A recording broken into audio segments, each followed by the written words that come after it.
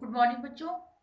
बच्चों, पिछली क्लास में हम लोग द्वादशा पाठ का अभ्यास प्रश्न कर रहे थे और हम लोगों ने जो है पहला, तीसरा और चौथा, पांचवा मतलब एक्सरसाइज 1, 3, 4 और 5 कर लिए थे। आज की क्लास में बच्चों हम लोग इसी पाठ का छठा अभ्यास प्रश्न करेंगे, मूल्याधारित प्रश्न करेंगे और उसके साथ ही दूसरा अभ्यास प्रश्न जो मैंने छोड़ दिया था कि मैं सबसे अंत में कराऊंगी, पूर्ण वाक्य में उत्तर दीजिए, इसे भी मैं कराऊंगी आज। तो आप अपनी साथ अपनी संस्कृत वल्लरी की पुस्तक में पेज नंबर 59 पर देखिए। पेज नंबर 59 पे इस पाठ के जो है अभ्यास प्रश्न दिए गए हैं, तो हम लोग उसे ही करेंगे। तो सबसे पहले हम लोग जो है 6 वाला अभ्यास प्रश्न करेंगे जो आपका पेज नंबर 60 पर दिया गया है। पेज नंबर 60 पर देखिए, छठा अभ्यास प्रश्न दिया गया है। पिछली क्लास में मैं इसे 2 करा पाई थी। आज हम लोग फिर से इसी को पूरा करेंगे। पहले उसके साथ मूल्याधारित प्रश्न करेंगे और पूर्ण वाक्य में उत्तर दीजिए। तो चलिए देखते हैं बच्चों, छठा अभ्यास प्रश्न हमारा क्या है। नीचे लिखे क्रियापदों का पद परिचय लिखिए। ये मैं पहले पिछली क्लास में समझाई थी, पद परिचय का मतलब क्या होता है। तो देखते हैं एक बार फिर से। अपृश्यत, अपृश्यत, अब ये अपृश्यत शब्द क्रियापद दिया गया है, हमें बताना है कि इसका धातु क्या है, लकार क्या है, पुरुष क्या है और वचन क्या है। तो अपृश्यत बच्चों दृष्ट धातु से बना है, लकार इसका लंग लकार है और ये प्रथम पुरुष एक वचन है। ये पिछली बार मैं बता चुकी हूँ। अगला देखते हैं ख, भविष्यामी। भविष्यामी भू धातु से बना है, लिट लकार है, ये प्रथम पुरुष एक वचन है। अगला देखते हैं ग, अपृश्चत। अपृश्चत ये पृक्ष धातु से बना है, लकार इसका लंग है और पुरुष इसका जो है प्रथम पुरुष है और वचन इसका एक है। तो आप इसे मार्क करते चले। क्लास खत्म होने के बाद मैं पीडीएफ भी दूंगी, जैसा कि मैं पहले भी कह चुकी हूँ। तो आप उसे देखकर अपनी पुस्तक में मिला लीजिएगा कि आपने सही लिखा है या सही मार्क किया है या नहीं। अगला है घ, आशीत। अस धातु से बना है, लकार इसका लंग लकार है, पुरुष प्रथम पुरुष है और वचन इसका एक है। उसी तरीके से अंग है अचिंत्यत। अचिंत्यत ये चिंत धातु से बना है, लंग लकार है, प्रथम पुरुष है और एक वचन है। और अंतिम है आपका अकथ्यत। ये आपका कथ धातु से बना है, लंग लकार है, पुरुष इसका प्रथम है और वचन इसका एक है। तो पिछली क्लास में मैं 2 पढ़ाई थी। चलिए एक बार फिर से ग से हम लोग एक बार और रिवाइज कर लेते हैं। अपृश्चत प्रच धातु से बना है, लंग लकार प्रथम पुरुष एक वचन। उसी तरीके से आशीत अस धातु से बना है, लंग लकार है, प्रथम पुरुष एक वचन। फिर है अचिंत्यत, चित्त धातु से बना है, लंग लकार है, प्रथम पुरुष एक वचन। उसी तरीके से अकथ्यत। अकथ्यत जो है कथ धातु से बना है, लंग लकार है और प्रथम पुरुष एक वचन। तो इस तरीके से बच्चों छठा अभ्यास प्रश्न भी पूरा हो गया। मूल्याधारित देख लेते हैं। अभी आप लिखिएगा मत, बस सुनिएगा। लिखने के लिए मैं पूरे पूरे अभ्यास प्रश्नों का पीडीएफ दूंगी, आप वहां से देखकर जो है लिख भी सकते हैं और जो लिख रहे हैं वो मिला सकते हैं कि उन्होंने मात्राएं सही लगाई हैं या नहीं। तो चलिए देखते हैं बच्चों। पहला है मूल्याधारित प्रश्न में 61। और जैसा कि मैं पहले भी हमेशा से कहती चली आई हूँ कि मूल्याधारित प्रश्नों को आप सबसे अंतिम में किया करें। मतलब जब पूरा आपका संस्कृत का सिलेबस तैयार हो जाए तब याद करें। आप देखते होंगे बच्चों की इस मूल्याधारित से प्रश्न बहुत कम पूछे जाते हैं, मैं पूछे गए हैं अब तक। मैं ये नहीं कह रही हूँ कि इससे प्रश्न नहीं आ सकता है, आ सकता है, कहीं से कुछ भी आ सकता है, इसीलिए आपको पढ़ाया जाता है। पर इसमें जो बहुत बड़े बड़े आंसर हैं उसको जो है जब पूरा आपका संस्कृत का सिलेबस तैयार हो जाए तब आप उसको तैयार करने की कोशिश किया करिए।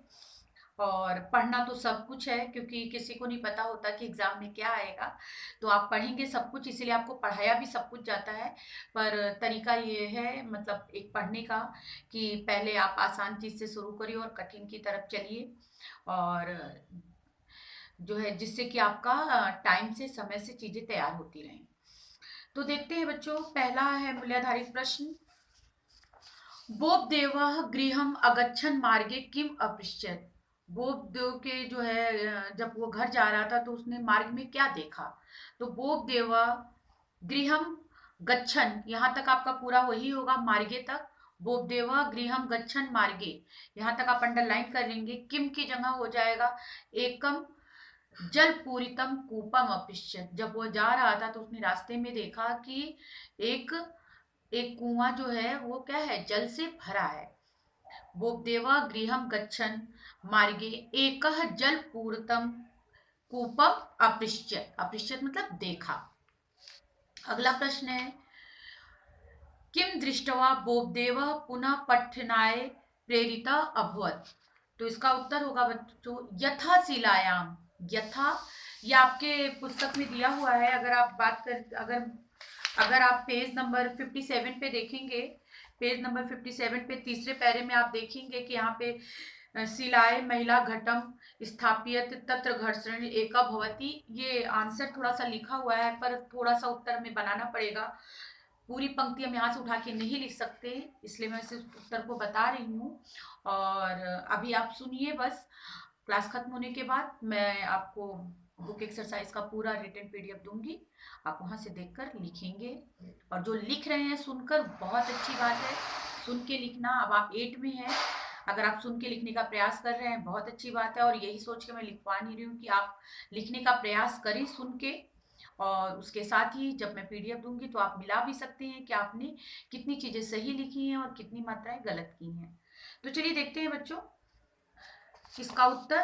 किम दृष्टवा बोपदेवा पुनः पठनाय प्रेरिता अभवत, मतलब क्या देखकर बोपदेव पुनः मतलब फिर से पढ़ने के लिए प्रेरित हो गया। क्योंकि वो तो पढ़ाई छोड़ के जो है वो सोच रहा था कि मैं कुछ नहीं कर सकता, मैं बुद्धि बालक हूं, तो वो तो जा रहा था पर वो रास्ते से लौटा। तो या प्रश्न हमारा यही है कि किम दृष्टवा बोपदेवा पुनः पठनाय प्रेरिता अभवत, क्या देखकर बोपदेव जो है पुनः मतलब एक बार फिर से पढ़ने के लिए प्रेरित हुआ, तैयार हुआ। तो उसका उत्तर होगा बच्चों यथा शिलायाम घटस्य घर्षणेन गर्ता भवति तथैव नियमेन अभ्यासेन परिश्रमेण च विद्वान भवितुं शक्नोमि इति विचारे बोपदेवा पुनः पठनाय प्रेरित अभवत।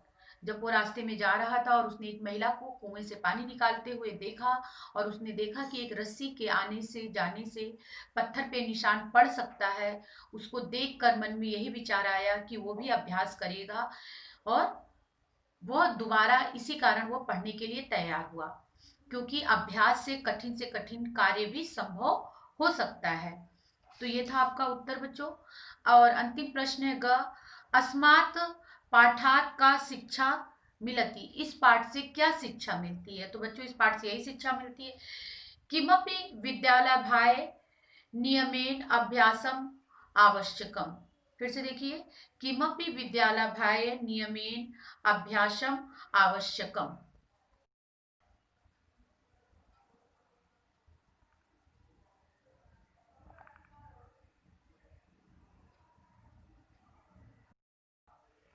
देखिए बच्चों पूर्ण वाक्य में उत्तर दीजिए। तो इसमें जो है पेज नंबर ये आपका 59 पे दिया गया है। पूर्ण वाक्य में उत्तर दीजिए। तो यहाँ पे देखिए पहला प्रश्न है आचार्य क्रुद्धो भूत्वा बोपदेवम किम अकथ्यत। अभी आप उत्तर ध्यान से सुनिए सिर्फ, और लिखने के लिए मैं दूंगी, आप वहां से देखकर लिखेंगे। जो सुन के लिख पाए लिखने का प्रयास कर रहे हैं बहुत अच्छी बात है। आचार्य क्रुद्ध भूत्वा भूपदेव किम अपश्यत। आचार्य को क्रुद्ध देखकर भूपदेव ने क्या पूछा, क्या क्या कहा। आचार्य अकथ्यत भूपुत्र तो भाग्ये विद्या नास्ति अतः त्वम आश्रम परित्यज्य स्वगृह गच्छ। मतलब उसके आचार्य ने बोला, क्या बोला, हे पुत्र तुम्हारे भाग्य में विद्या नहीं है अतः तुम आश्रम को छोड़कर घर जाओ। तो यहाँ पे प्रश्न का उत्तर यही है आचार्य क्रुद्धो भूत्वा भोपदेवम किम अपश्यत। आचार्य अकथत भो पुत्र तो भाग्ये विद्या नास्ति अतः त्वम आश्रम परित्यज्य स्वगृहम गच्छ। तो ये था आपके पहले प्रश्न का उत्तर। देखते हैं दूसरा ख बोपदेव दुखी भूत्वा किम अचिंतयत। तो यहाँ पे उत्तर होगा बोपदेव बोबदेव आप प्रश्न में अंडरलाइन करेंगे। अचिंत्यत नूनन अहम मूर्खम अस्मि मम भाग्ये विद्या नास्ति। बोबदेव अचिंत्यत, बोबदेव जो था वो चिंता में होकर क्या सोचा, नूनम अहम मूर्खम अस्मि, मैं सच में मूर्ख हूं, मम भाग्ये विद्या नास्ति, ये इसका उत्तर है। ग देखते हैं। बोबदेव किमर्था कूपस्य समीपम अगच्छत। बोबदेव जलम पातुम कूपस्य समीपम अगच्छत। बोबदेव जो है जल पीने के लिए कुएं के समीप गया। घ देखिए। कूपे बोबदेव किम अपृच्छत, तो यहाँ पे है बोबदेव नहीं, यहाँ पे उत्तर आपका होगा बोबदेव अपश्यत यश्याम शिलायाम महिला घटम स्थापयति तत्र घर्षणेन एक गर्ता भवति। फिर से एक बार उत्तर देखिए, घ वाला। कूपे बोबदेव किम अपृच्छत, तो यहाँ पे उत्तर होगा बोबदेव अपृच्छत शस्यशिलायाम महिला घटम स्थापयति तत्र घर्षणेन एकः गर्तः भवति। अगला है अंगा। कूपस्थ गर्तः दृष्ट्वा बोबदेव किम अचिंत्यत, तो यहाँ पे उत्तर होगा बोबदेव अचिंत्यत यथा शिलाया घटस्य घर्षणेन गर्तः भवति तथैव नियमेन अभ्यासेन अहम अपि विद्वान भवितुम शक्नोमि। ये सारी लाइनें बच्चों आपके पाठ में दी गई हैं, वहीं से देखकर बोल रही हूँ, तो आप ये परेशान ना हो, सारा चीज आपको पुस्तक से मिल जाएगा और उसके साथ मैं रिटर्न भी दूंगी, तो आप वहां से भी देख के पूरा करेंगे। अभी बस आप सुनिए, क्योंकि सुनने से चीजें जल्दी याद हो जाती हैं। आगे देखते हैं, अंतिम है च। बोबदेव कथम महान विद्वानम अभवत। बोबदेव कथम मतलब जो है यहाँ पे कथम महान विद्वानम अभवत, तो यहाँ पे होगा आंसर होगा बोबदेव आश्रम परित्याग दत्तचित्त भूत्वा परिश्रमेण पठति स्म इत्थम कालांतरणे सह महान विद्वानम अभवत। एक बार फिर से देखिए। बोबदेव आश्रम प्रत्यागतः दत्तचित्तः भूत्वा परिश्रमेण पठति स्म इत्थम कालांतरेण सह महान विद्वानम अभवत। तो बच्चों जब मैं पाठ पढ़ा रही थी तो मैंने हर एक शब्द का, हर एक लाइन का अर्थ बताया है और ये लाइनें वहीं से हैं, तो मुझे नहीं लगता कि आपको कोई समस्या आएगी। हाँ, एक बार में सुनने पर आपको बिल्कुल याद नहीं होगा, इसके लिए आपको यही है कि आप इसे लिखें अपनी पुस्तक में। इसीलिए इस वीडियो के साथ मैं पूरे अभ्यास प्रश्नों का PDF दे रही हूँ। आप इसे देखकर अपनी पुस्तक में सारी चीजें फिल करिए, भरिए, उसके साथ इसे याद करिए, तभी ये चीजें याद होंगी। और पाठ आपको पढ़ाया जा चुका है, हर एक लाइन का मतलब बताया जा चुका है, तो मुझे नहीं लगता कि आपको पाठ के साथ कोई समस्या होगी। इस पाठ का कोई अनुवाद नहीं लिखना है, इस पाठ के अभ्यास प्रश्न करने हैं। शब्दार्थ में पहले ही बता चुकी हूँ, तो आप अपनी कॉपी पे पहले जहाँ पे भी आपका सेकेंड टर्म समाप्त हुआ है उसके बाद आप थर्ड टर्म डालेंगे और उसके बाद डालेंगे द्वादशा पाठ, पाठ का नाम अनभ्यासे कुतो विद्या, डालने के बाद 5 शब्दार्थ लिखेंगे जिसमें है पातुम, मूढ़, दत्तचित्तम, प्राक्य काले और रजज्वा। ये मैं आपको पिछली क्लास में बता चुकी हूँ। उसके बाद पहला अभ्यास प्रश्न आप पूरा करेंगे, एक शब्द में उत्तर दीजिए, ये पूरा लिखेंगे। उसके बाद तीसरा अभ्यास प्रश्न करेंगे, निम्नलिखित शब्दों की विभक्ति और वचन लिखिए। तीसरा आप ये लिखेंगे अपनी कॉपी पे। और अंतिम आपका है छठा अभ्यास प्रश्न, जिसमें आपको नीचे लिखे क्रियापदों का पद परिचय लिखिए। तो यानी आपको क्या क्या लिखना है, शब्दार्थ लिखने हैं 5, पहला एक शब्द में उत्तर दीजिए, ये आपको लिखना है, ये आपका दूसरा प्रश्न है। तीसरा आपका है विभक्ति और वचन, ये करेंगे। और 3 के बाद आप नंबर 6 वाला अभ्यास प्रश्न करेंगे, पर इसे नंबर 4 डालेंगे। इसमें आपको क्रियापदों का पद परिचय बताना है, जिसमें आपको धातु, लकार, पुरुष और वचन जैसे आपकी पुस्तक में लिखा है वैसे ही आपको क्लास वर्क कॉपी में करना है। तो बच्चों ये पूरा पाठ आपका यहीं समाप्त होता है। अगली क्लास में हम लोग फिर मिलेंगे अपने नए पाठ के साथ। तब तक आप ये पूरा पाठ अच्छे से तैयार करिए, जो काम कॉपी पे दिया गया है उसे कॉपी पर लिखिए। कॉपी वर्क बच्चों साथ साथ करते चलिए, क्योंकि एक बार स्कूल में कॉपी आपकी फिर सबमिट होगी करेक्शन के लिए। तो जो भी काम दिया जाए उसे समय अनुसार करते रहें और द्वादशा पाठ के शब्दार्थ अभ्यास प्रश्नों को याद करिए। अगली कक्षा में हम लोग फिर मिलेंगे। थैंक यू बच्चों।